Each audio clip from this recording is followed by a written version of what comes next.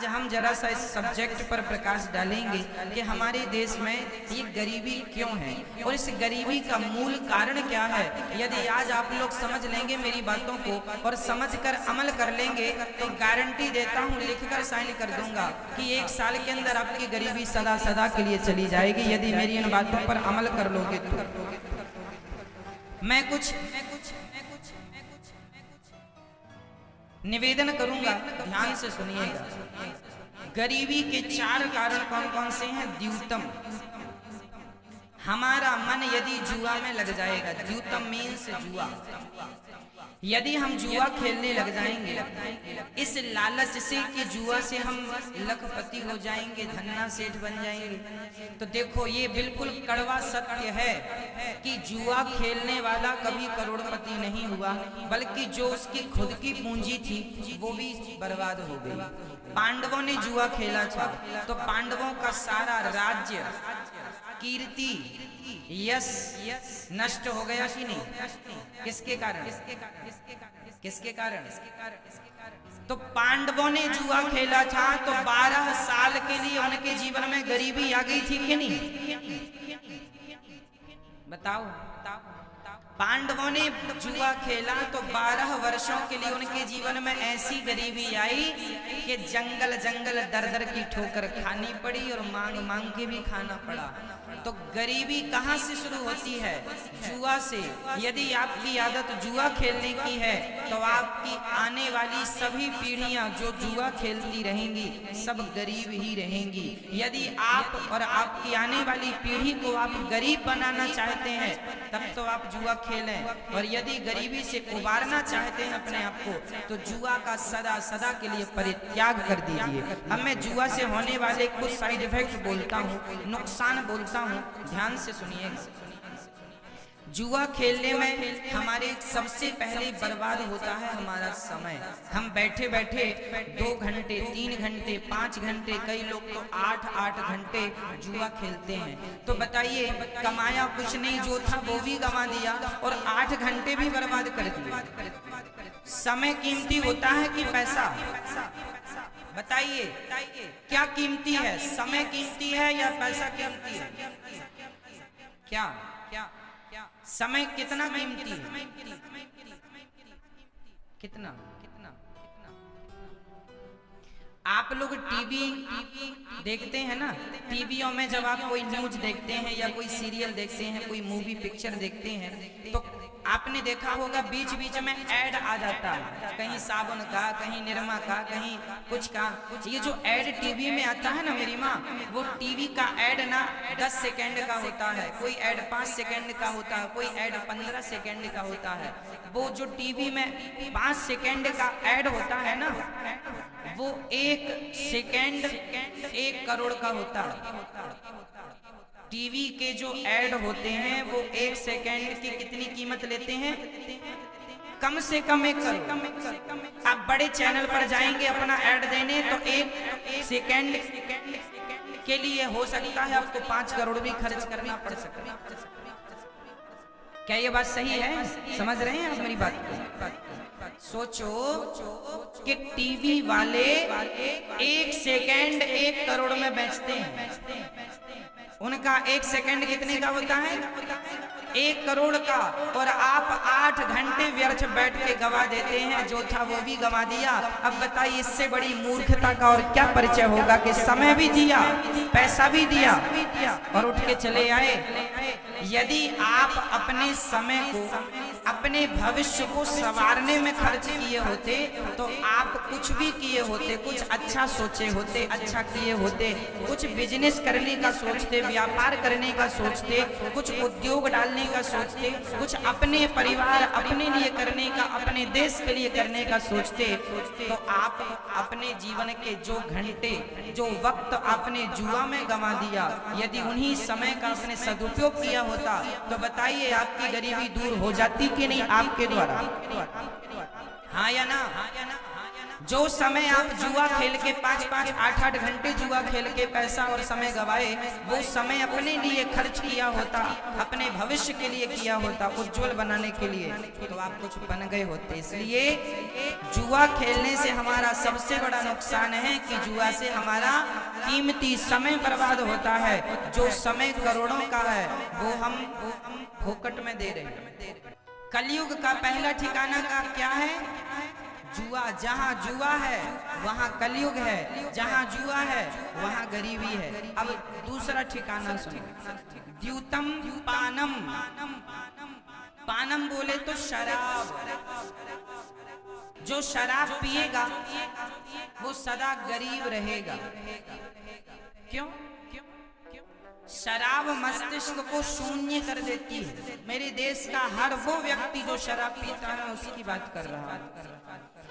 आप दिन भर में 500 रुपए कमाते हैं, माना कि 1000 रुपए कमाते होंगे, और 1000 रुपए में आपने 200-250 की यदि आपने शराब पी ली, 500 रुपए में से आपने 250 की शराब पी ली, तो बचे 250। अब उस 250 में आप अपनी पत्नी, अपने बच्चों का कैसे पालन पोषण करेंगे? कैसे अपने लिए घर बनाएंगे? कैसे अपनी पत्नी के लिए बढ़िया साड़ी लाएंगे? कैसे अपने बच्चों के लिए अच्छे अच्छे कपड़े लाएंगे? कैसे अपने बच्चों को आप अच्छे से अच्छे स्कूल में पढ़ाएंगे?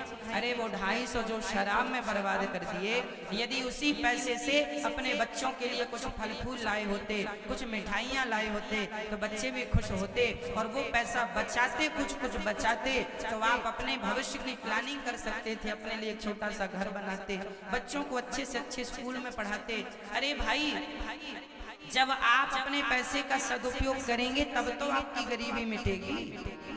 आप पैसे बिगाड़ते जाएंगे तो गरीबी मिटेगी कैसे? इसलिए हर भारतीय की, हर मेरे भारत देश के हर नागरिक की जिम्मेदारी है, जो भी कमाया करो उसका कुछ अंश बचाया करो। पैसे, हमारे यहाँ कहावत है, विद्या कंठ की और रुपया गंठ का, ये दोनों काम देते हैं। हमने बहुत सारी बातें लिख के रखी हैं, तो लिख के रखी हैं वो हमारे काम की नहीं है। जो हमें याद है हमारे कंठ पर है वो हमारे काम की है, और जो पैसा हमारे घर में रखा है वो हमारे काम का नहीं है। जो वर्तमान में हमारे पास उपलब्ध है वो हमारे काम का है।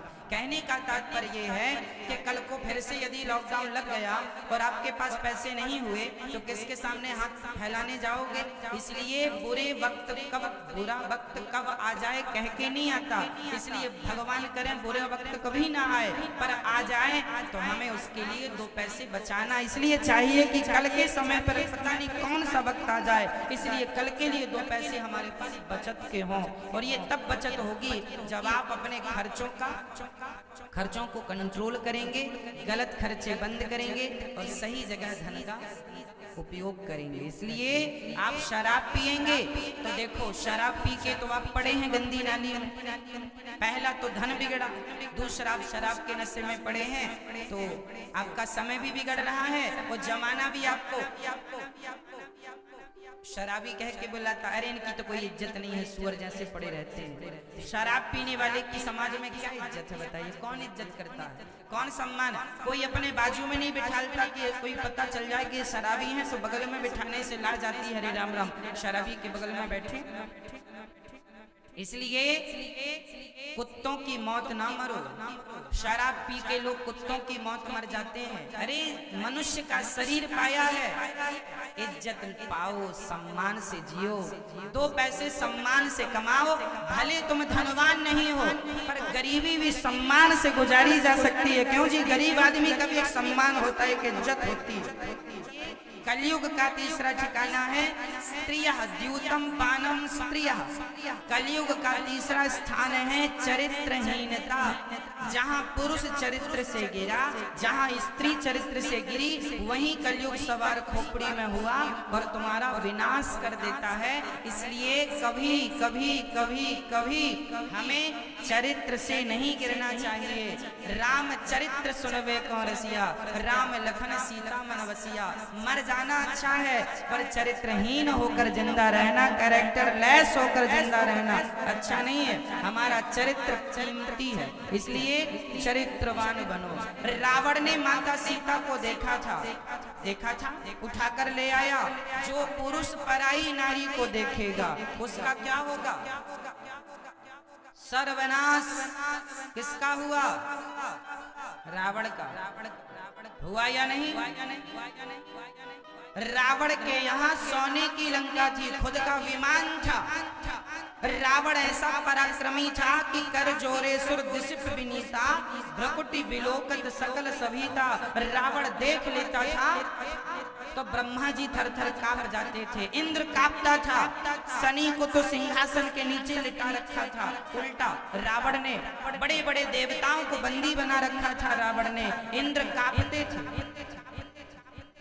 वरुण देवता को उनके यहाँ रावण के यहाँ झाड़ू लगाते थे।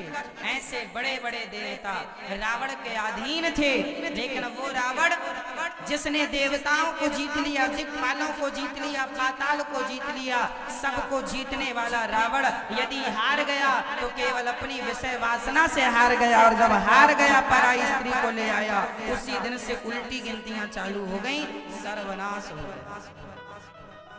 इसलिए चरित्रवान बन के जीना, चरित्र से गिरोगे सर्वनाश होगा। ये चरित्र से न गिरिएगा। कलयुग का चौथा स्थान है मांस, सूना। मेरा आपसे एक छोटा सा सवाल है, क्या आप में से कोई एक मरी हुई मछली को आप में से कोई जीवित कर सकता है? मरी हुई मुर्गी को आप में से कोई जीवित कर सकता है? जब मरे हुए जीव को हम जिंदा नहीं कर सकते तो जिंदा को मारने का अधिकार हमें किसने दे दिया, ये तो बताओ। अरे भाई, हम अमेरिकन नहीं हैं, हम जापान के नहीं हैं, इंग्लैंडियन नहीं हैं, हम शुद्ध भारतीय हैं।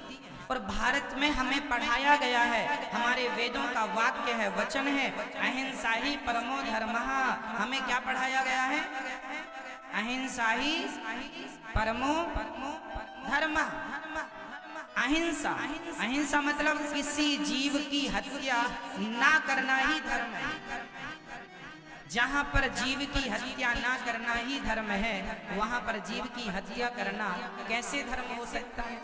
इसलिए आप अपने स्वाद के लिए मांस खा लेते हैं। क्या आपके पास दाल चावल सब्जी रोटी फल फूल बादाम काजू किशमिश नहीं है क्या खाने को?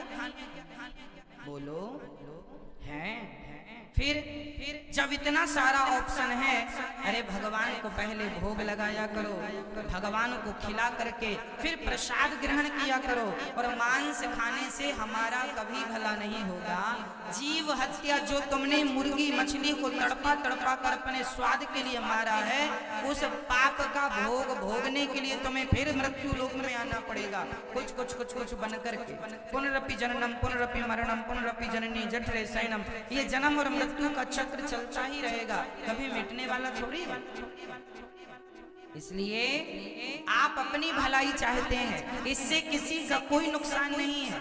आप मांस खाते हैं, मेरा कोई नुकसान नहीं है, परंतु इंसानियत के नाते आप भारतीय हैं और मैं भी भारतीय हूँ। इस रिश्ते से मैं आपका पतन होते नहीं देख सकता। मैं ये चाहूंगा कि आप लोग भी अपनी सदगति कर लें। आप लोग भी, ये मनुष्य का शरीर बार बार नहीं मिलता। मेरी माँ 84 लाख योनियों में सर्वश्रेष्ठ योनि मनुष्य की, बड़े भाग्य मानुष तन पावा, सुर दुर्लभ सदग्रंथ निगावा। फिरत सदा माया कर प्रेरा, काल कर्म स्वभाव गुण घेरा। गवहु की नर करुणा कर देही, देता ईस बिनु हेसु सनेही। पता नहीं कौन सी कृपा करके परमात्मा ने हमें मनुष्य का शरीर दिया है। ये मनुष्य का शरीर पाए हैं तो हमें इन आंखों से भगवान का दर्शन करना चाहिए, इस जिह्वा से भगवान का नाम गाना चाहिए, इन कानों से भगवान की कथा सुनना चाहिए, और अपनी वाणी से सदा भगवान का नाम खाना है तो भगवान को भोग लगा के वो खाओ जो खाने लायक है। एक सज्जन ने हमसे कहा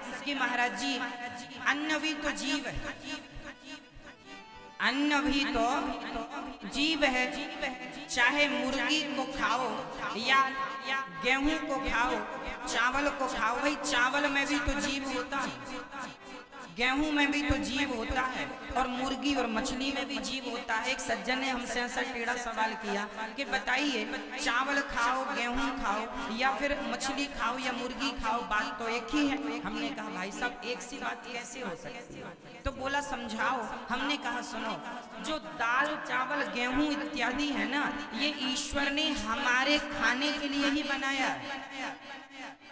और एक बात बताएं, गेहूं में प्राण होते हैं, गेहूं में भी जीव होता है, चावल में भी जीव होता है, गेहूं चावल में भी प्राण होते हैं। परंतु वो आप कहते हैं हमने गेहूं चावल खा लिया तो उसके प्राण नष्ट हो गए ना जी, गेहूं चावल में भी प्राण होते हैं, पर उन प्राणों से हमारे प्राणों की रक्षा होती है। ये विधाता ने उस प्राण को हमारे प्राणों के लिए बनाया है।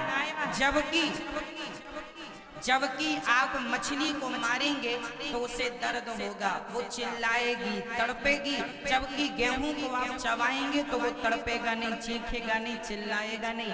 आप मुर्गी को मारेंगे तो तड़पेगी, चीखेगी, चिल्लाएगी। जबकि चावल को आप खाएंगे तो चीखेगा नहीं, चिल्लाएगा नहीं। कहने का अर्थ ये है कि परमात्मा ने दाल चावल सब्जी रोटी खाने के लिए ही बनाया है।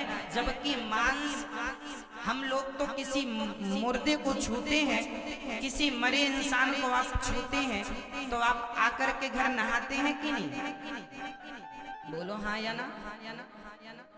भाई किसी मुर्दे को आप छूते हैं, मरे में जाते हैं तो आकर नहाते हैं। सोचो कि जिस बॉडी को छूने के बाद, मुर्दे को छूने के बाद जो नहाना पड़ता है, आप तो मरे हुए जीव को खा रहे हैं। जिसे छूने की अशुद्धि हो जाती है, जिसे छूने में व्यक्ति अशुद्ध हो जाता है, उसे खाने पर व्यक्ति कितना अशुद्ध हो जाएगा, ये सोचो तो सही। क्या मांस हमारे लिए है? क्या गाय कभी मांस खाती है? क्या शेर कभी दाल चावल रोटी खाता है? अरे मांस शेर के लिए बनाया विधाता ने। इसलिए जानवर दो प्रकार के होते हैं, एक शाकाहारी, एक मांसाहारी।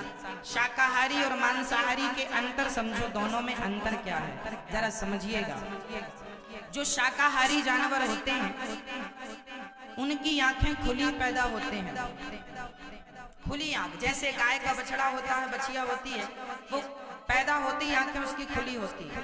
जबकि बिल्ली, कुत्ते के बच्चे पैदा होते हैं तो 7 दिन के लिए, 15 दिन के लिए उनके बच्चों की आंखें बंद होती हैं। क्या ये बात सही है? शाकाहार जानवर, गाय, बकरी, भैंस, ये लोग अपने मुंह से पानी पीते हैं, मुख से। जबकि चीता, शेर, कुत्ता, बिल्ली ये पानी को चाट चाट के जिह्वा से पीते हैं। कुत्ता कैसे पानी पीता है? चाट करके। और गाय कैसे पानी पीती है?